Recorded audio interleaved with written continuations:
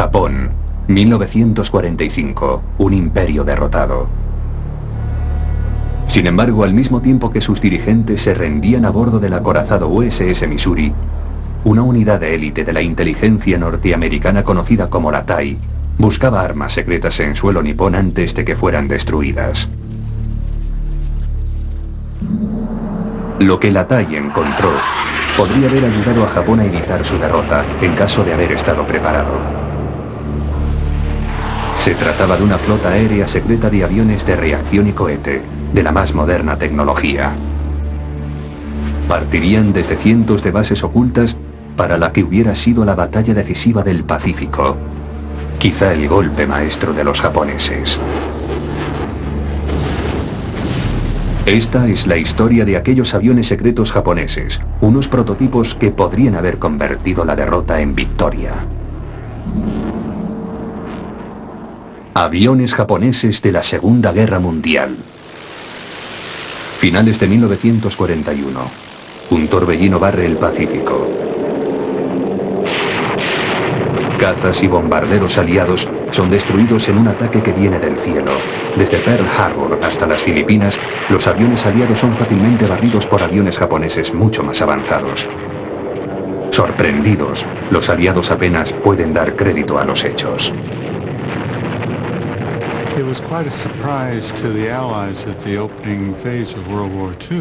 Fue una gran sorpresa para los aliados al comienzo de la Segunda Guerra Mundial. Estaban acostumbrados a ver documentales de lo que sucedía en China y solo aparecían bombarderos y cazas biplanos con tren de aterrizaje fijo. A pesar de haber recibido informes desde China por parte del coronel Claude Chennault, advirtiendo que los japoneses habían desarrollado aviones muy avanzados, dichos informes habían sido archivados y olvidados. Fue un duro golpe para el orgullo occidental. Las agencias de inteligencia aliadas parecían haber infravalorado la capacidad japonesa para diseñar aviones de combate modernos. Los aliados debían enfrentarse ahora a una fuerza aérea bien desarrollada y tenían que recuperar el tiempo perdido. La reacción norteamericana ante la superioridad de los aviones japoneses fue tratar de averiguar cómo funcionaban, pero no disponían de servicios secretos en territorio japonés. Fue entonces cuando el general MacArthur emitió su famosa orden: id a las junglas, encontrad aviones japoneses estrellados, reconstruidlos, haced que vuelen y comprobad cómo responden en combate. Y eso fue lo que hicieron.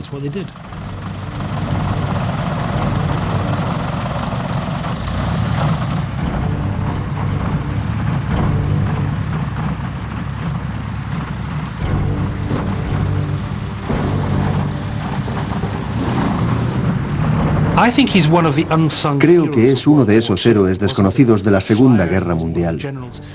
No era aviador, no era general, pero su trabajo para conocer los aviones japoneses constituyó una de las misiones más importantes de aquella contienda. El equipo de McCoy fue denominado Technical Air Intelligence o Inteligencia Técnica Aérea, TAI. Desde sus humildes comienzos en el Hangar 7 crecería hasta convertirse en una de las mayores organizaciones secretas cuyas unidades se distribuyeron por todo el territorio en que se desarrolló la contienda. Fue creada desde cero, desde la nada, y se convirtió en una gran operación. Desde las junglas de Nueva Guinea se enviaron al Hangar 7 piezas de los aviones japoneses accidentados. Con frecuencia, se utilizaban partes de aviones del mismo modelo para reconstruir uno que pudiera volar, y así evaluar sus características. El trabajo fue todo un reto para McCoy y su equipo. No se conocía casi nada respecto a aquellos aparatos. Los pilotos decían que se habían encontrado con 6 Mitsubishi en tal lugar, o que varios Nakajima venían de tal otro. Pero eso no tenía ningún valor para la gente en tierra, o para otros pilotos que trataban de saber de qué aviones se estaba hablando. ¿Era un bombardero, un caza o un hidroavión?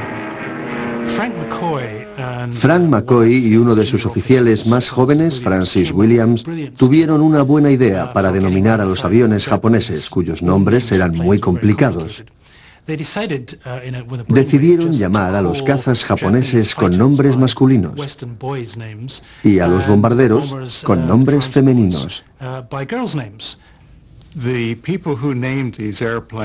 Las personas que bautizaron a los aviones decían que los nombres no tenían nada que ver con ninguna persona o cosa, pero no siempre fue cierto.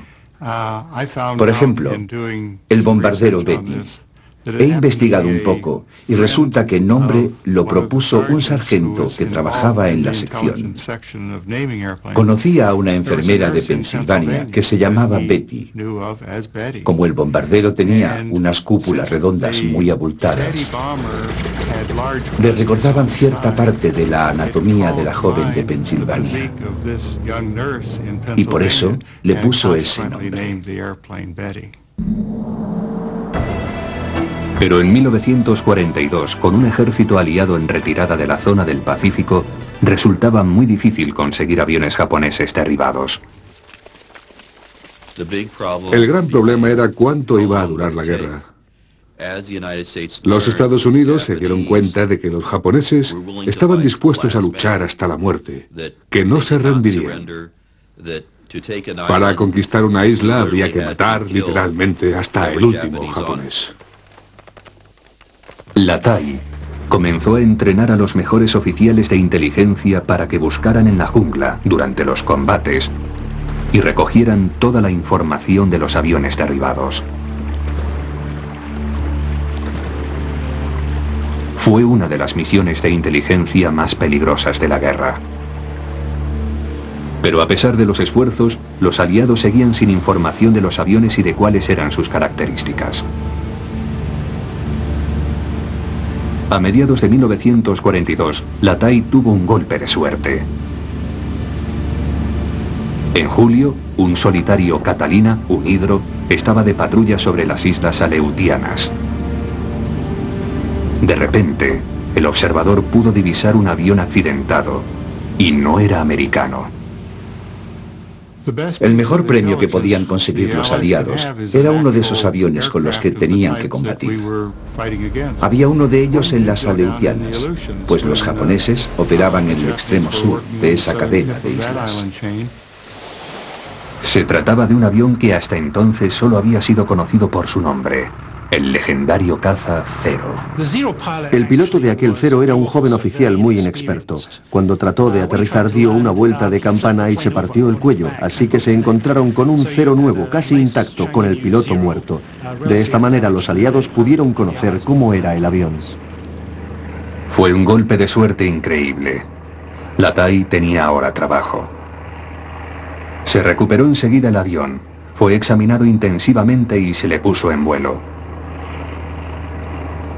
Voló con los aliados por primera vez en otoño de 1942.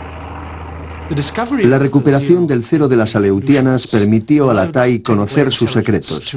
Aprendieron cuáles eran sus puntos fuertes y sus puntos débiles, en particular que el Zero no disponía de depósitos de combustible autosellantes. Si era alcanzado, ardía como una antorcha. Esta información permitió que se desarrollaran las tácticas adecuadas para combatir a los aviones japoneses, tratando así de sacar provecho a sus limitaciones. Por primera vez, la TAI tenía una idea clara del alcance de la técnica japonesa. La información extraída ayudó a los constructores aeronáuticos aliados a diseñar aviones que derrotarían al Zero. El resultado directo fue el Grumman Hellcat. Al Hellcat se le acreditó haber derribado 4.947 aviones del total de 6.477 destruidos por los pilotos de portaaviones norteamericanos. Pero en 1944, la TAI se enfrentaba a otro grave problema. Los vuelos de reconocimiento sobre Alemania mostraron unas extrañas quemaduras en las pistas de vuelo, lo cual era prueba de la presencia de aviones de reacción que fácilmente podían dejar anticuados a los cazas aliados. El descubrimiento inquietó al alto mando aliado. ¿Dispondrían los japoneses de la misma tecnología? Se enviaron aviones de reconocimiento a Japón para que trataran de averiguarlo. El resultado revelaría uno de los mayores errores de apreciación de toda la guerra.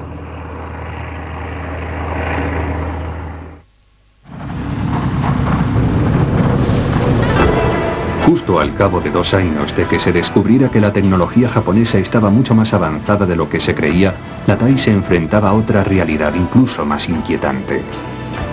Sin que fuera conocido por los aliados, los japoneses habían empezado a desarrollar sus propios reactores. Hasta que terminó la Segunda Guerra Mundial en el Pacífico, los aliados no supieron que los japoneses estaban preparados para crear aviones de reacción. Fue una gran sorpresa. El primer caza-reactor del mundo, el alemán Heinkel 280, voló en 1941 a los pocos meses del desastre de Pearl Harbor. Los japoneses demostraron entonces su gran entusiasmo por los nuevos reactores. Para ellos, los cazas de reacción eran la clave para la defensa de su nación contra el nuevo bombardero norteamericano, el B-29. Pero Japón necesitaba ayuda, y en 1944 la consiguió de la Alemania nazi.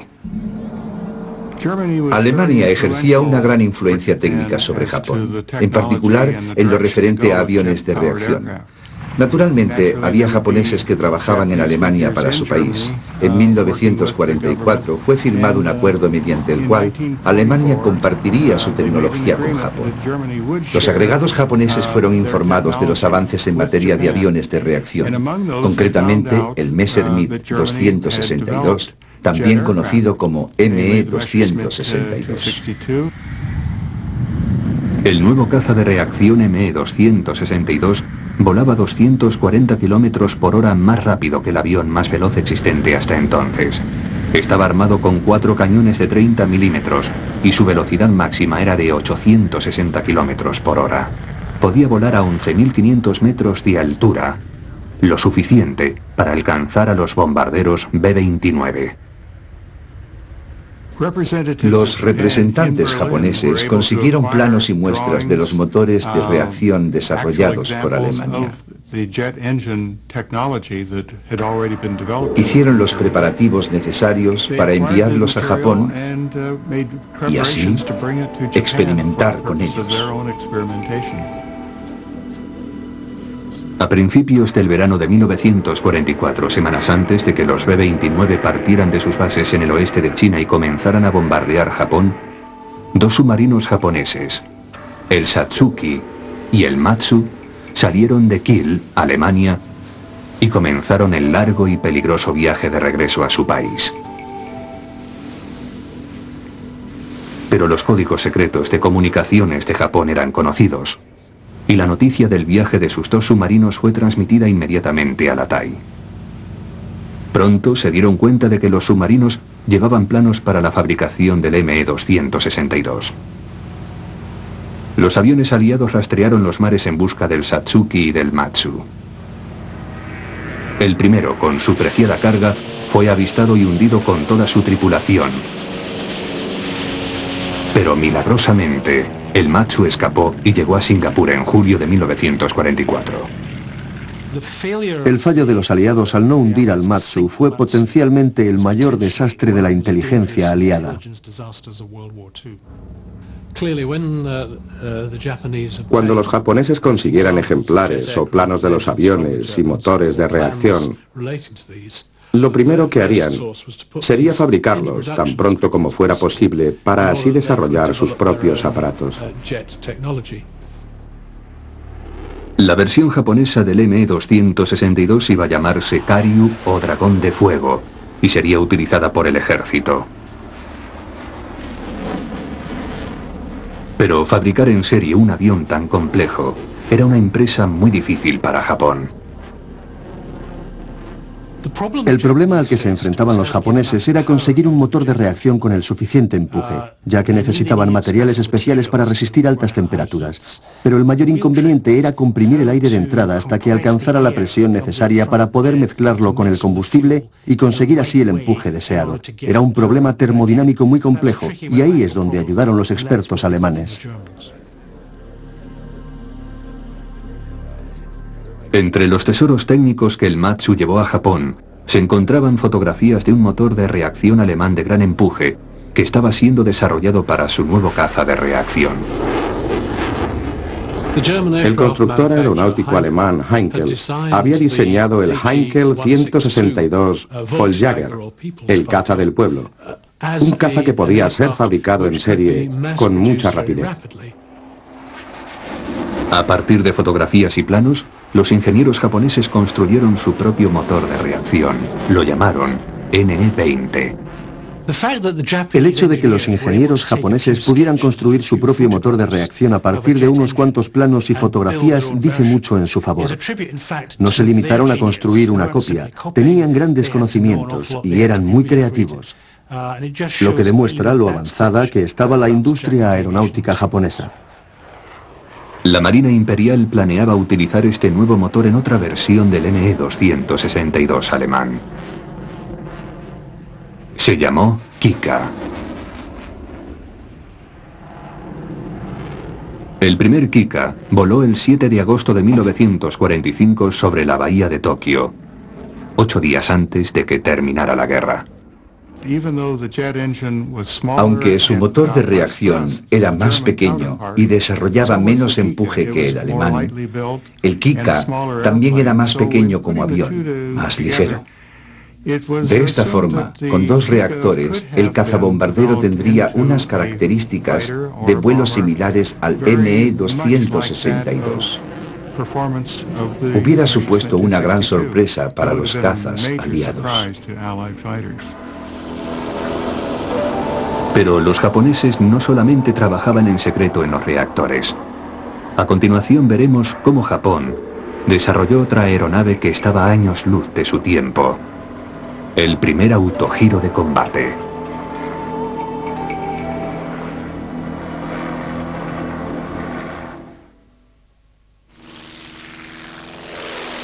Pearl Harbor es conocido como un intento japonés para afirmar su supremacía sobre los Estados Unidos. Realmente, Japón consiguió una serie de objetivos estratégicos con este ataque. Su éxito debía consistir en asegurarse el abastecimiento de un recurso vital, el petróleo. El ataque a Pearl Harbor se debió en parte a su deseo de mantener a raya la Marina norteamericana mientras se apoderaban de los recursos de la Indonesia holandesa. El petróleo era fundamental para la estrategia de Japón en el Pacífico. El embargo americano del petróleo fue la causa real de que comenzara la guerra en 1941. Era una materia prima necesaria para el esfuerzo bélico japonés. Para impedir que los holandeses incendiaran los pozos de petróleo, los japoneses se adelantaron y los capturaron en un atrevido asalto por medio de paracaidistas, cuyos oficiales habían sido entrenados en Alemania. El golpe llevó a los japoneses hasta las costas de Australia y les dio el control de la mayor parte del Pacífico. Las fuerzas americanas prepararon un contraataque inmediatamente.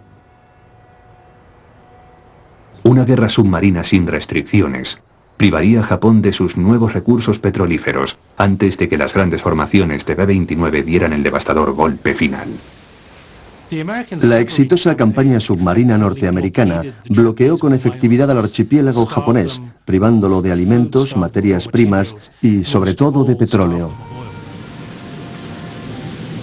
Las fuerzas americanas empezaron a combatir en el Pacífico, barriendo a la marina mercante japonesa.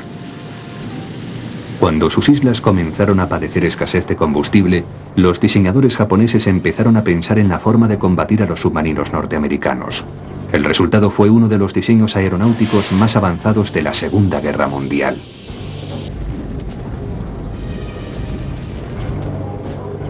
Se le llamó Fénix, por el ave que resurgía de sus propias cenizas. El Fénix fue un gran avión de carga diseñado para transportar petróleo por el aire desde los campos petrolíferos de Sumatra hasta Japón, sin que se lo impidieran los submarinos americanos. El proyecto del Fénix demuestra lo desesperados que estaban los japoneses para asegurarse el suministro de petróleo. Fue un proyecto temerario porque hacer volar un avión lento y pesado lleno de petróleo a través del fuego aliado era poco menos que una misión suicida. Creo que no hubiera llegado a tener éxito.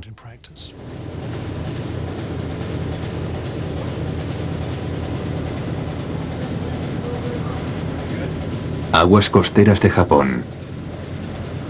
Un solitario submarino norteamericano busca presa. De repente avista un petrolero japonés que lleva una preciosa carga para las fábricas japonesas y los aviones de caza. Inmediatamente, como llovidas del cielo, empiezan a caer cargas de profundidad.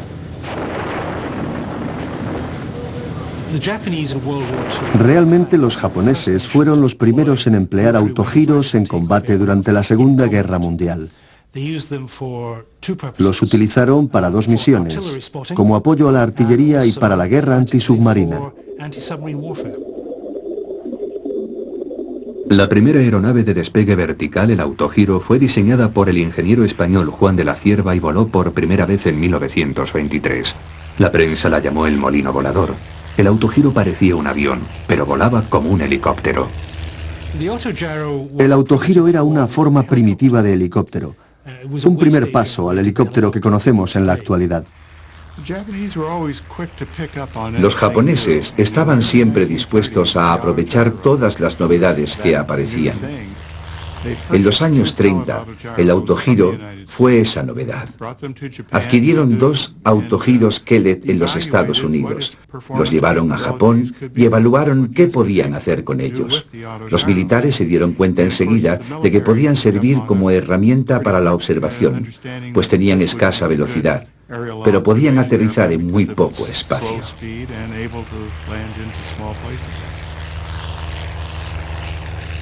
Poco después de empezar las pruebas, los 2 helicópteros quedaron destruidos en sendos accidentes. Pero el ejército envió los restos a la compañía de ingeniería Kayaba con órdenes de que desarrollara otros autogiros mejores. Cuando la compañía Kayaba reconstruyó los autogiros Kellett, tuvieron una brillante idea. Se dieron cuenta de que sus limitaciones bélicas se debían a su motor de escasa potencia. Así que emplearon esta vez un motor alemán más potente, y así se encontraron con una nueva arma de guerra. Al darse cuenta del potencial bélico del autogiro, el ejército ordenó su producción y compró 98 ejemplares. Los utilizaron en misiones de observación para la artillería. El primer autogiro japonés, el KA-1, voló 6 meses antes del ataque a Pearl Harbor. A pesar de su uso intensivo en las Filipinas, pasó desapercibido para la TAI. Por eso no recibió nunca un nombre en código. Cuando Japón empezaba a ver peligrar su victoria, le atribuiría una extraña misión al KA-1. Aunque parezca raro, la Armada japonesa tenía sus propios portaaviones independientemente de la Marina. Con frecuencia durante la Segunda Guerra Mundial, la Marina y la Armada no se ponían de acuerdo y duplicaban sus recursos, sencillamente porque les resultaba difícil cooperar. El ejército japonés convirtió unos cuantos barcos de transporte en portaaviones ligeros, poniéndoles una pequeña pista sobre la superestructura. Conforme se acercaba la derrota, esos portaaviones fueron transferidos a operaciones antisubmarinas con la esperanza de proteger los suministros de petróleo. En abril de 1944, el portaaviones Akitsumaru se encargó de transportar a los KA-1, provistos estos con cargas de profundidad.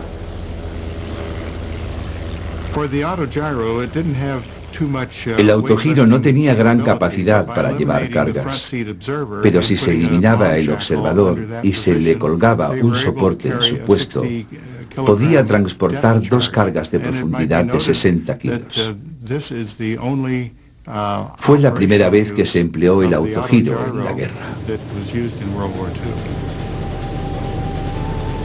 Pero la historia le reservaba algo a la Akitsumaru antes de que los KA-1 pudieran entrar en acción.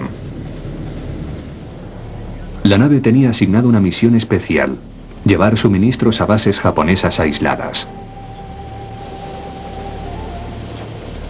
El 15 de noviembre de 1944, el submarino norteamericano Queen Fish avistó a la Kitsumaru. Con sigilo, el sumergible se acercó lo suficiente a su presa.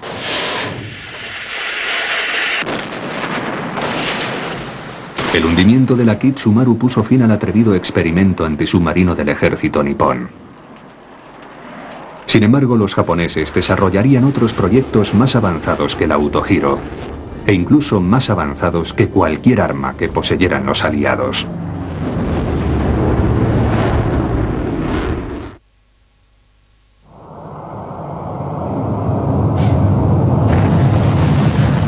...24 de enero de 1990... un cohete despega rumbo a la Luna. Han transcurrido 25 años desde que la humanidad envió una nave a su satélite. Pero esta vez no se trata de una misión norteamericana o rusa. Una tercera nación había decidido explorar el espacio. Se trataba de un cohete japonés. Las raíces de esta tecnología penetran en la Segunda Guerra Mundial, junto a uno de los más famosos ingenieros aeronáuticos de Japón, Hideo Itokawa. Hideo Itokawa es muy famoso por desmarcarse de los círculos aeronáuticos de Japón. Quiero decir que fue el primero que se separó de la tradicional estructura japonesa basada en el trabajo de equipo. Él reclamó para sí su gran labor en la aviación y por esa razón hasta hoy en día los ingenieros aeronáuticos japoneses le odian. Estamos en 1939. En el lejano oriente, los pilotos de la Armada Imperial están probando un nuevo y excepcional avión de caza. Al principio no les gusta. El avión es el Nakajima Ki-43. Su nombre en el código aliado es Oscar. La Marina japonesa tenía el famoso caza Zero y la Armada tenía otro caza famoso que era el Oscar. Sin embargo, cuando los cazas aliados se encontraban con estos últimos, no era raro que dijeran que se habían topado con los Zero, porque ambos se parecían. A diferencia de otros aviones de la Armada, tenía tren de aterrizaje retráctil. Los pilotos estaban acostumbrados a la maniobrabilidad de aviones anteriores, por eso creían que el peso adicional del tren retráctil haría que la carga alar del avión resultara excesiva. Pero Hideo Itokawa, a cargo del diseño aerodinámico del Oscar, ideó algo que haría de este avión una auténtica leyenda. Nakajima incorporó en dos de sus cazas principales unos flaps que llamaría de mariposa, porque cuando se desplegaban las alas se parecían a las de las mariposas. Dicho flap no solamente servía para el aterrizaje, sino que era también un flap de combate. Con él se disminuía el radio de giro de los virajes. En los futuros combates, el diseño de Hideo Itokawa daría sus frutos. El Oscar demostró ser uno de los mejores cazas de la Segunda Guerra Mundial. Pero conforme avanzaba la guerra, el Oscar también mostró sus defectos. No tenía una gran velocidad de ascensión porque el motor no tenía la suficiente potencia para alcanzar rápidamente a los bombarderos a gran altura como los B-29. Necesitaban otro tipo de interceptor. Ese nuevo interceptor estaba siendo desarrollado en Alemania. Se trataba del Messerschmitt 163 Comet o ME-163 Comet, y estaba provisto de un motor cohete de combustible líquido. Para conseguir una mayor aerodinámica y ahorrar peso, arrojaba las ruedas al despegar. Así conseguía alcanzar los 9.000 metros de altura en 2 minutos y medio. El cazacohete ME-163 fue diseñado como interceptor de punto. Su ventaja era que alcanzaba muy rápidamente grandes alturas para atacar a los bombarderos. Como desventaja tenía una autonomía muy limitada. El combustible se usaba casi totalmente en la subida. Después solo tenía capacidad para dar una pasada sobre los bombarderos. El avión volvía entonces a la base, sin motor, planeando.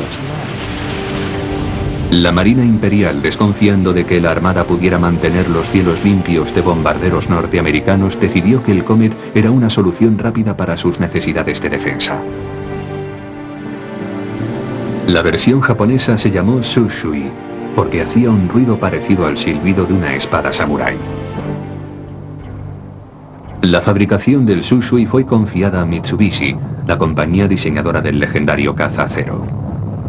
El 7 de julio de 1945, el Shushui voló por primera vez. Igual que con otros avances tecnológicos alemanes, los japoneses no se limitaron a copiarlo, también introdujeron variaciones. Se dieron cuenta de que el ME-163 no llevaba combustible suficiente, así que trataron de construir otro avión más grande. La nueva y mejorada versión fue denominada caza-cohete del tipo 2. Tendría alas delta y estaría provisto de 2 motores cohete. Mayor, más rápido que el Comet original y armado con misiles, de haber volado habría barrido del cielo a los bombarderos B-29. La Marina desarrolló a su vez una bomba cohete para ser usada en ataques kamikaze. La bomba volante Baka, Loco, u Oka, como la llamaban los japoneses, debía ser usada para defender el archipiélago japonés de la flota americana. Para llegar al teatro de operaciones, debía ser transportada por un bombardero Betty. Luego se lanzaría en un ataque suicida. Pero los bombarderos resultaban derribados antes de acercarse al punto de lanzamiento. Por esta razón, la Marina japonesa planeó construir un bombardero de reacción que sustituyera a los Betty. El R-2Y, Keiyun o Nube Hermosa, no recibió nunca un nombre aliado codificado. Y esto es porque, sencillamente, no se conoció su existencia. El primer prototipo del R-2Y fue terminado en abril de 1945. Como sus motores de reacción no estaban listos, voló con un motor de émbolo corriente. La versión final hubiera tenido 2 motores de reacción bajo las alas. Su velocidad habría alcanzado los 800 km por hora a más de 10.000 metros de altura. Hubiera sido imposible interceptarlo. Hay que recordar que la TAI no sabía nada de la nueva generación de aviones japoneses como el R-2Y. Volvieron a cometer el mismo error de 1941. Debieron pensar que como habían detenido el flujo de tecnología alemana hacia Japón, los japoneses no podían desarrollar la suya propia. Lo cierto es que iban a dar otra sorpresa. ¿Cuánto hubiera costado esa sorpresa? Imaginemos por un momento que los aliados hubieran tratado de invadir el archipiélago japonés.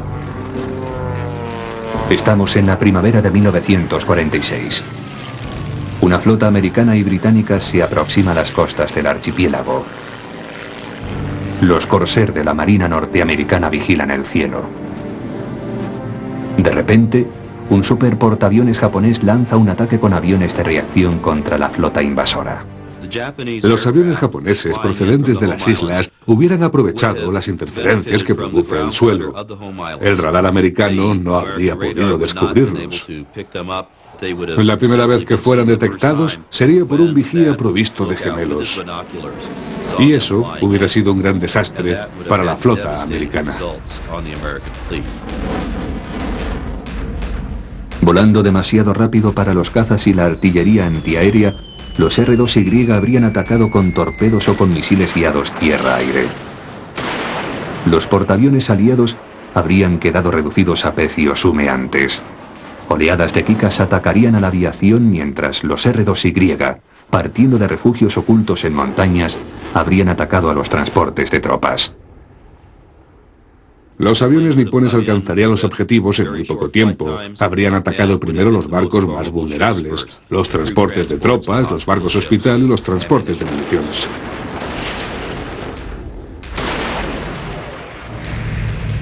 Pero la historia tenía preparado un final distinto. Los B-29 fueron los encargados de dar el golpe decisivo. Ocurrió lo que los japoneses tanto habían temido antes de que pudieran volar sus cazas cohete del tipo 2. No obstante, todavía queda en el aire una pregunta inquietante. ¿Cómo pudieron los japoneses mantener oculta su aviación secreta durante tanto tiempo? La respuesta se esconde en las profundidades de la montañosa orografía nipona.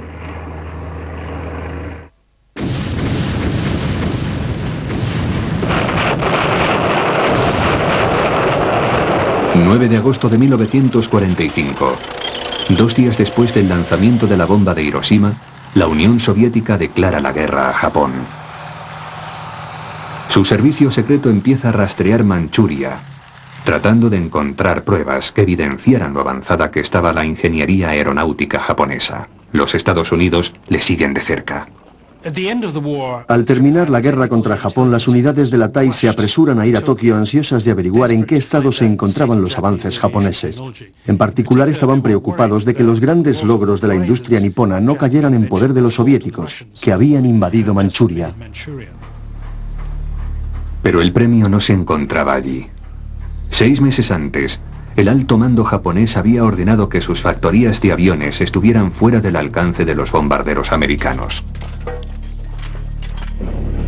El terreno montañoso les brindaba una magnífica oportunidad para esconderlas. Las minas abandonadas y los túneles ferroviarios fueron convertidos en fábricas. Un ejército de mineros cavó túneles nuevos en las laderas volcánicas.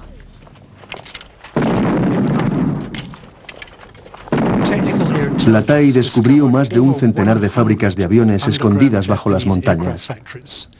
Hubieran resultado seguras, incluso contra ataques nucleares. Los militares japoneses habían calculado que aunque no se pudiera ganar la guerra, a los americanos les costaría 1 millón de bajas invadir las islas de Japón, un precio demasiado alto. Bien escondidos en sus refugios de montaña, los nuevos aviones cohete y los reactores habrían causado un gran daño en caso de haber sido construidos. Encontraron una fábrica secreta de la compañía Nakajima con una línea de producción del caza Kika. Más de 25 de estos aviones estaban en la fase final de fabricación. También encontraron otra línea de producción para el bombardero R-2Y. Los hombres de la TAI habían sido sorprendidos de nuevo por los japoneses. Su personal encontró más de 12.000 aviones escondidos en factorías y bases subterráneas, una fuerza aérea secreta que había pasado totalmente desapercibida para el alto mando aliado.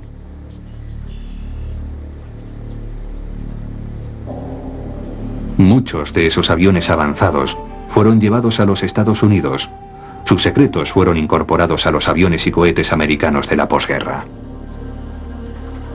En Japón, los ingenieros como Hideo Itokawa, el hombre que ayudó a crear el Oscar, no tenían ahora trabajo. Por las condiciones de la rendición al terminar la guerra, todas las actividades aeronáuticas de Japón debieron ser suspendidas. Eso significaba que un gran número de personas no tendría trabajo, incluyendo muchos y buenos ingenieros aeronáuticos. Después de la guerra, Itokawa empezó a trabajar en ingeniería médica. Fue el primero en desarrollar un corazón artificial en Japón, pero pronto le reclamaron para la industria aeronáutica. En 1951, Corea del Norte invadió Corea del Sur y la Guerra Fría se volvió caliente. Un año más tarde, los Estados Unidos firmaron un tratado con su nuevo aliado, Japón. Los antiguos ingenieros aeronáuticos japoneses volverían a trabajar en su especialidad. Los fabricantes del Kika, la antigua compañía Nakajima de Hideo Itokawa, volvieron a producir reactores. Después de la guerra, la compañía de aviación Nakajima cambió el nombre por el de Fuji Heavy Industries y comenzó a trabajar en proyectos civiles. Pero cuando la citada invasión norcoreana caldeó la Guerra Fría, Fuji volvió a la construcción aeronáutica. Nakajima Fuji construyó su primer reactor militar de posguerra en 1958. Se llamó T-1. La ingeniería aeronáutica japonesa de posguerra reapareció disfrazada con aviones americanos. Fueron construidos con licencia estadounidense. Entre ellos estaba el F-86 Sabre, que fue utilizado por su fuerza aérea. También Kawasaki construyó el Lockheed P-2 para la Marina japonesa. Más tarde se fabricaron aviones como el Starfighter. Pero hubo un hombre que rehusó volver al diseño de aviones, Hideo Itokawa. En 1953, Itokawa fue a los Estados Unidos en viaje de investigación. En aquel tiempo todavía trabajaba en ingeniería médica, pero cuando llegó a América, descubrió algo en lo que nunca había pensado: el programa espacial americano. A su regreso, Itokawa volvió a darle vida al programa de cohetes japonés, esta vez con fines pacíficos. Ya en 1954, Itokawa había probado sus primeros cohetes. Alcanzaron una altura de 100 kilómetros. Con este éxito, Itokawa fue conocido en Japón como el padre del cohete. Japón puso en órbita su primer cohete el 11 de febrero de 1970, siendo la cuarta nación que salía al espacio después de Rusia, Estados Unidos y Francia. La Guerra Fría consiguió convertir en amigos a los antiguos enemigos. También cambió la suerte de Frank T. McCoy, de la TAI, que siguió prestando servicios en la Fuerza Aérea.